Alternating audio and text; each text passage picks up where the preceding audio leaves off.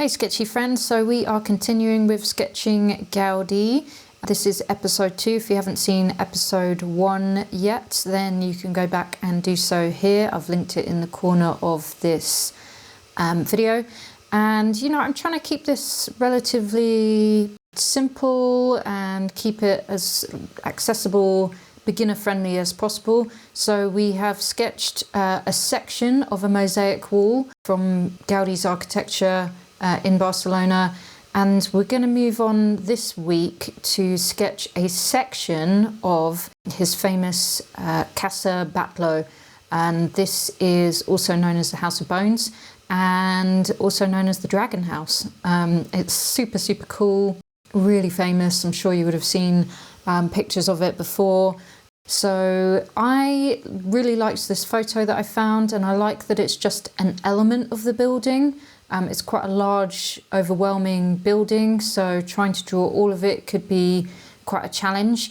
The whole time I'm doing this, I'm trying to think of myself on location. I'm in Barcelona, I've got my backpack, I'm wandering around the city centre. Quite a lot of Gaudi's work is quite spread out across the city as well. So you're thinking like travelling in between things. If you wanted to create an entire sketchbook spread and collage of his work, you definitely, I think, would select elements of buildings or parts of what he designed rather than the entire building, unless we're doing like quite a loose sketch, which is something we're going to come on to in future episodes. So in this one, we're going to focus on this section of Casa Battlo that you can see in the reference photograph. I am starting with a pencil. There are some interesting kind of unique shapes going on here, so I kind of just want to make sure I get like a reasonable proportions and the way that the lines are shaping around. So I am drawing a little more in pencil here than sometimes I would normally, but that's okay. You've got to do just whatever makes you feel comfortable. As always, I encourage you not to draw everything in pencil and then just trace over it in pen, because A, it's a waste of time, and B, it just kind of takes all the fun and spontaneity out of your sketching. I mention it as it is something I used to do when I very first started, so some of you might be like, of course we don't do that, but some people might be right at the beginning of their journey and they might think that that's a good thing to do, and you can absolutely do it. I'm just saying it kind of sucks a lot of the joy out of it. So try not to use your pencil as too much of a crutch, although some of you might draw in pencil and then just paint with watercolour, and you might not even do the ink stage at all, which is also fine. Go your own way with this. This is just my how I felt like drawing on this day at this time. I can't even say that I would do this exactly the same again, it's just what came out at the time. This is a spontaneous sketchbook spread. Again, I'm trying to think about what would happen if I was just wandering around a city. I don't have time to go and look at everything and then decide where it's going to go and lay out a really beautiful spread. I'm just going to be like plonking stuff down wherever I think it fits and then trying to make some kind of cohesive whole. And I think that's, that's authentic. That's authentic to what I would do anyway. I'm not really much of a planner. I really like spontaneity and just slapping things down and making things work, So I'm also not an expert sketchbook spread designer. It's not something I do a huge amount of. I've been using accordion sketchbooks on my travels quite a bit in 2023, and naturally that ends up as a really long collage as you unfold the pages, which is really cool. But yeah, as far as kind of actual sketchbook design or layouts, it's not something I really do, because again, I'm just, I sketch whatever I stumble across, so there's not really time for that element of planning, I find personally. But you can do what you want. You can gather, your photos from a trip. There's nothing wrong with drawing from photos, practicing at home. There's nothing wrong with drawing from photos full stop. It's just not called urban sketching, for example, but travel sketching, drawing afterwards from photos, absolutely. And reliving those memories and designing beautiful sketchbook layouts, then absolutely go for it.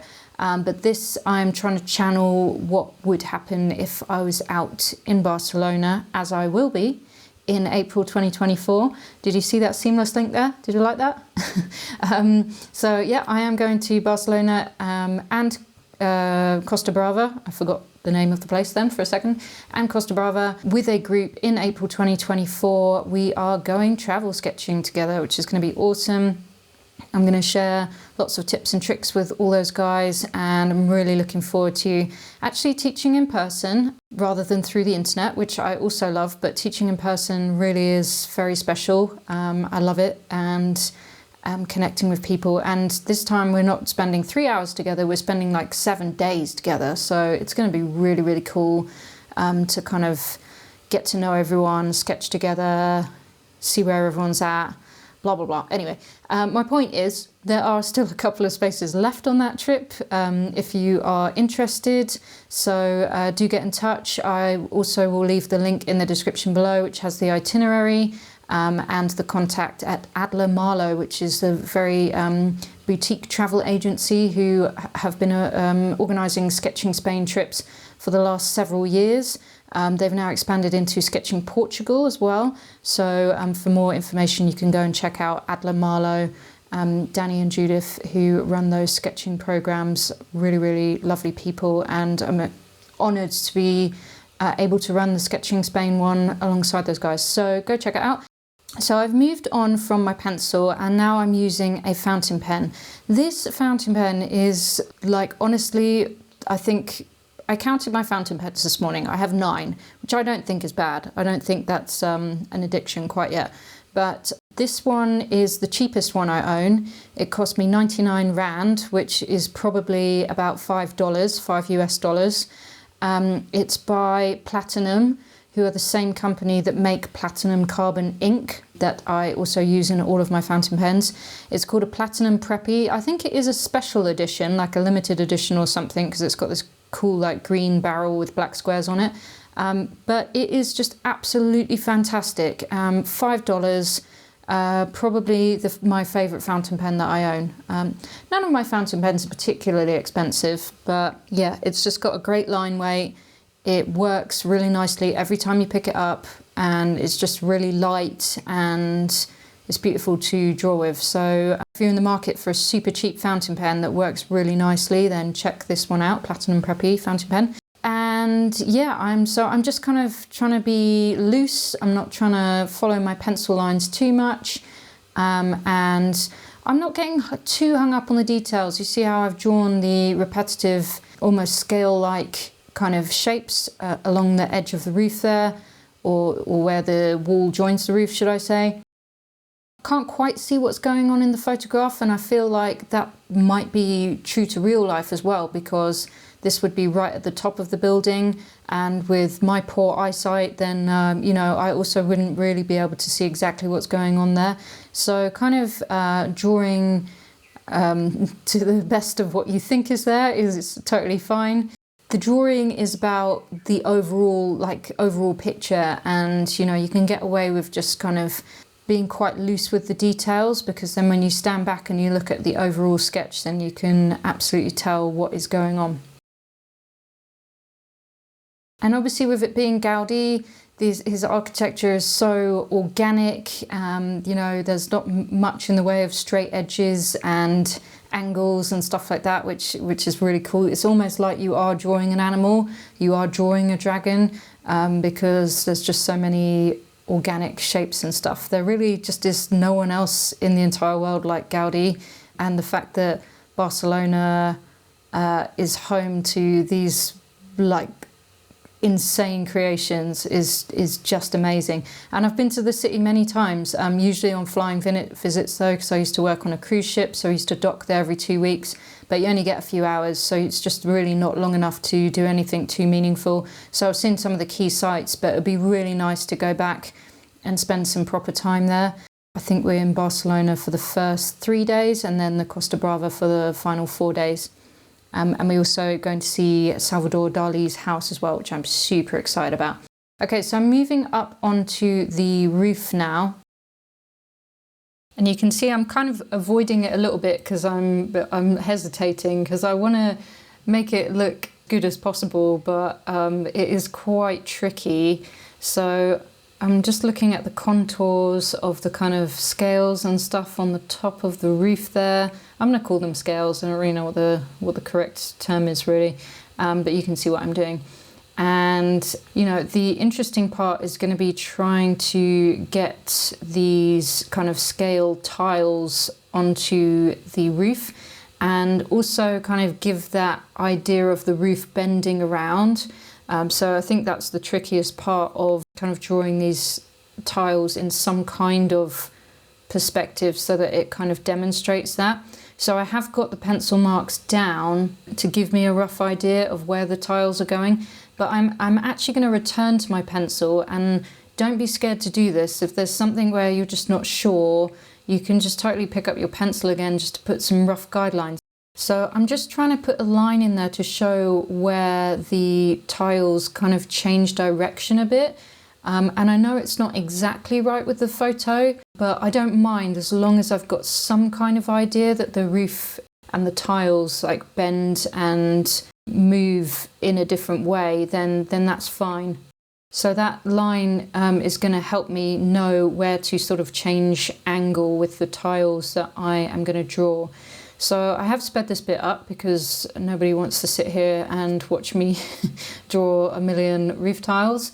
So you can see at the moment I'm following that line, but where I'm meeting the pencil line, then I'm changing direction, and then my tiles start to slope downwards towards the right. And again, not exactly what's happening on the photo, but at least it's something to show that the roof has got an organic kind of bendy shape to it, if that makes sense.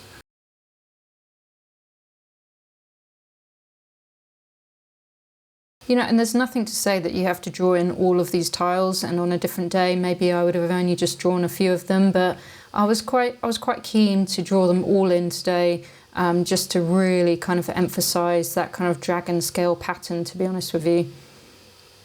So I've got my two paintbrushes here that I mentioned in the first episode, my Escoda Reserva number 10 brush, and then also the Rosemary & Co dagger brush. So the two brushes that I really couldn't do without. And I'm using a Naples yellow here because it's got that kind of nice stony kind of colour. And I can just use it straight out of the pan because, you know, it's just easier, just quicker. But it is a little opaque, so you will, if you've got this colour, you'll know this. It does kind of not completely obscure your ink lines, but it does kind of dull them down a bit. So sometimes you have to go back and redraw them again just to make the ink lines pop back out again.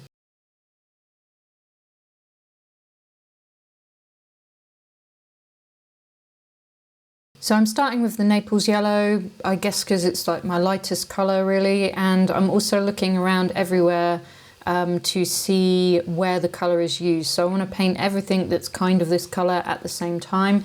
I also don't want to use too many colours if I can help it. I just think it makes the sketch look a bit more cohesive if you don't use too many colours.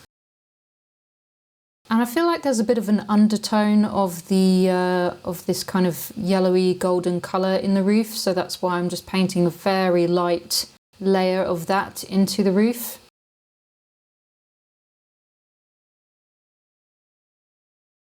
And again, I'm not being like too precise with my brush because I kind of like that slightly loose feeling.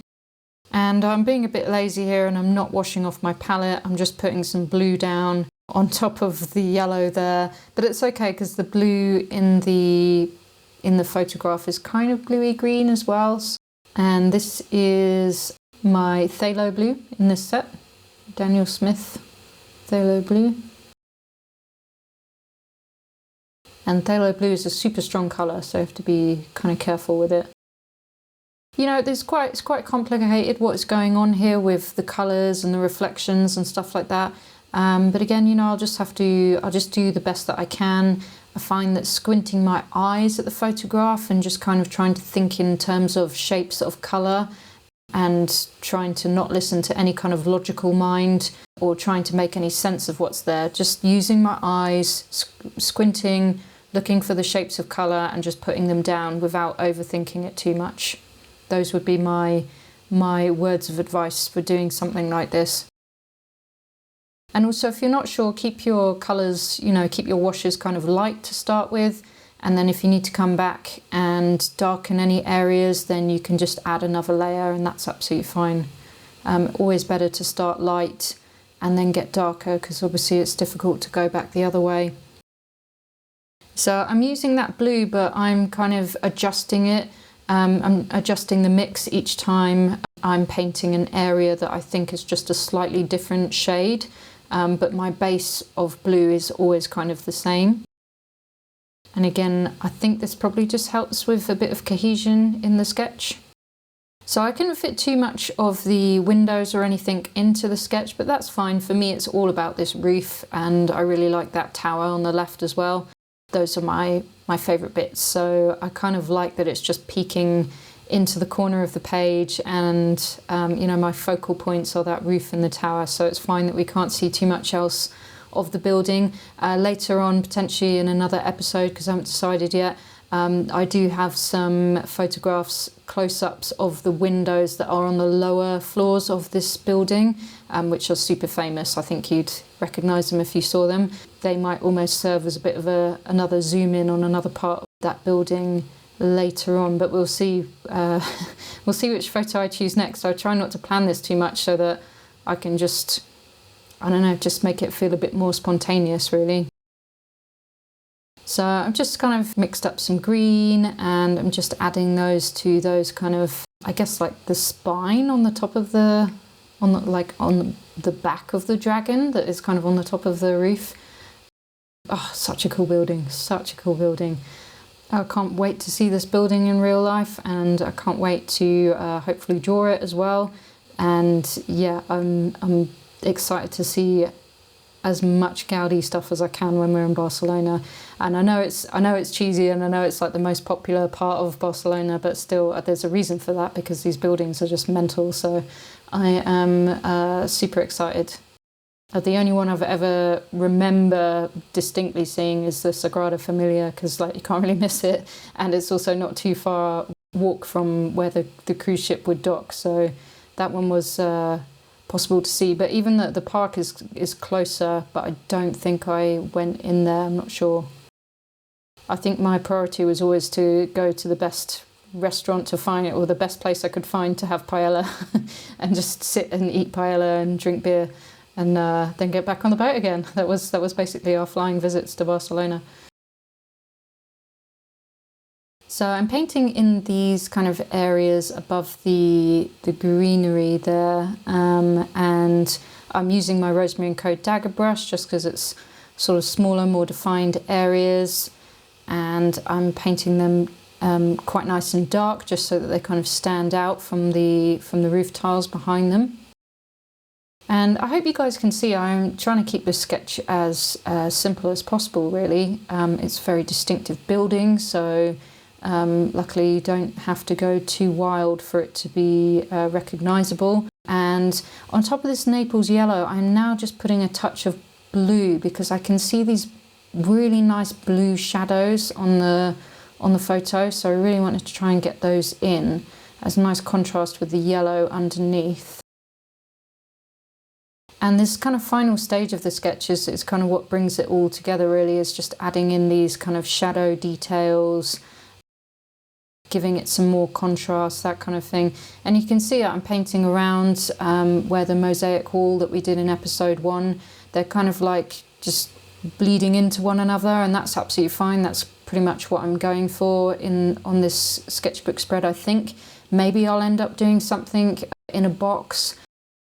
I'm kind of the mind that maybe I'll sketch everything and then try and like tie the sketches together even more towards the end with some more design elements, but we'll just have to see what happens. I honestly have no plan, and I hope that's kind of exciting for you. All I'm thinking in my mind is I hope I don't make a mess of this, because it's obviously on YouTube. Yeah, whatever happens, and we'll just see what we end up with. But I think it's undoubtedly going to be a fun sketchbook page to look at, or sketchbook spread to look at, because we're sketching Gaudi, so it's going to look bright and colourful and really fun, whatever happens. So I'm just painting in some of those kind of circles. I want to call them jewels, but I don't know if they are jewels or... But yeah, just adding in some like pinky red kind of colour there, just because otherwise there's definitely lots of blues and greens going on. So just that tiny little hint of red in there just helps to kind of break it up a little bit. And there's also this kind of orange mark over here, like on the roof. And I don't know if it's like a reflection of something, or I'm not really sure what it is, but again, I kind of wanted to put it in because I wanted to then balance the little bit of red that I put in on the left of the sketch. I heard someone say, and I'm really sorry, but I can't remember who it was, but they're like, if you're going to put a bright colour in one area of your sketch, then you do need to balance it at least somewhere else, maybe on the other side of your sketch. And that's always kind of really stuck with me, and it's now kind of become an automatic habit.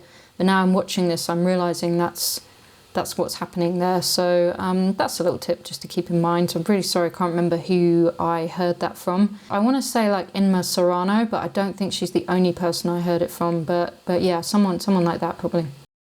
And now I'm going in quite bold here with the shadow shapes on the wall of the house. Just, yeah, going to be quite graphic with those shadow shapes.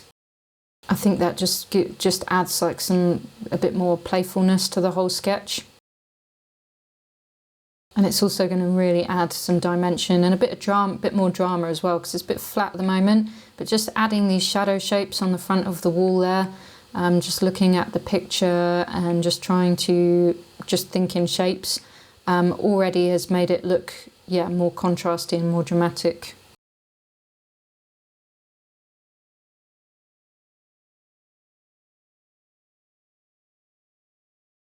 So something I like to carry around with me when I'm travel sketching or urban sketching or whatever are some brush markers in shades of grey. So usually the Faber-Castell Pit Artist pens.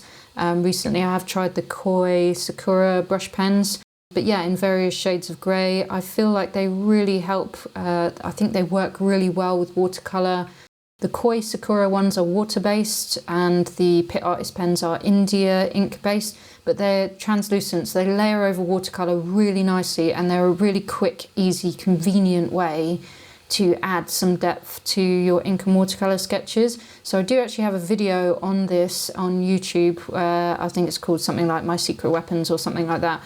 But since using those in conjunction with watercolour, it really helped me turn a corner. This is going back a few years now, but in case some of you haven't heard me talk about them before, I encourage you to have a go at them. I really love the Faber-Castell Pit Artist pens. Are probably my favourite. Now I wouldn't go and cover a large area of grey with those pens because they're translucent. They also basically end up looking streaky. But to do little shadows underneath ledges or underneath inside window frames, all those kind of things, they're just wonderful for that. So yeah, do check out that video and you'll see how I use them. And here, it's kind of irrelevant what pen this is, but it's just a thicker black pen, because another thing that can really help your sketches pop towards the end is adding thicker lines in certain areas. So underneath roof ledges, underneath window ledges, on the outside of shapes, or anywhere where there's like slight shadows, that kind of thing. Easy to go too far with this stage, but just try and add some thicker lines in places where you want a bit more emphasis, where you want certain things to stand forward in your sketch, like this kind of balcony shape, for example, in front of this window. Just experiment with that with your line weights, and that will really help give some emphasis and dimension to the sketch as well. So you can see I've done it under a few of the tiles in the roof, either a bit of grey brush pen or a thicker line or whatever, just to give a few of them emphasis, but I'm not going to do it on all of them because it'd just be a waste of time. But it's just in a few spot places can really help. So the sketch is pretty much done. I'm reasonably happy with it. Something that I've been doing a bit of lately is doing some kind of key lines in this kind of blue paint marker. And I just think it's a really fun little thing to do, especially at the moment. I've been working a lot in a toned sketchbook, so the colours really pop there.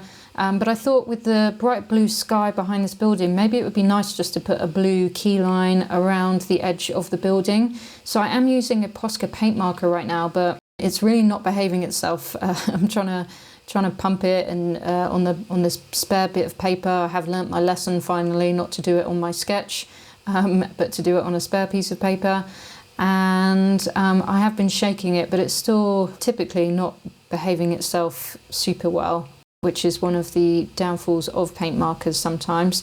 I do find that actually the children's acrylic paint markers that I bought from our equivalent of Amazon here work actually better than the Posca paint markers, which are much more expensive. But yeah, I don't have this colour in the children's set. So another thing you can do though, if your paint marker really isn't playing ball, is you can use a colour pencil, or in this case a watercolour pencil.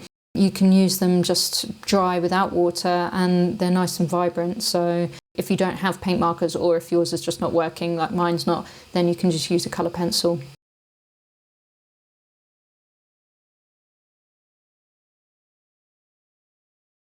And then finally, I just realised that there's some kind of mosaic tiles on the front of this building as well. So again, not adding all of them just because that would be too much and it would almost detract from the texture of the roof. But just adding a few little areas of detail on the front just to show that there is a bit of texture on the front. But other than that, guys, that's pretty much that little sketch done. I hope you will also have a go at this one. And remember, you don't have to do exactly what I'm doing. You could put your sketches in different places if you want to. This is just kind of what I'm going with, but also feel free to follow me step by step as well. And let's see what we end up with. So I hope you learned some little tips and tricks from that one. And we will resume next week with episode 3, where I will pick another Gaudi element. I'm not sure which one yet, so let's see what happens. Also, if you like stuff like this, if you like kind of working on something week by week, like experimenting with different styles and techniques, then Pretty Sketchy Club is definitely the place for you. I highly recommend checking it out. I have 2 years worth of videos there covering all kinds of ideas and different styles and exercises and techniques. So if you're into ink and watercolour sketching, travel sketching, urban sketching, messing around in your sketchbook, then definitely come and join us there. We also have a community where you can upload your sketches and chat with all of the other members as well. And I release different exercises and demos and that kind of thing on a weekly basis. So if that is something that sounds interesting, then check the description below and come and join us at the Pretty Sketchy Club.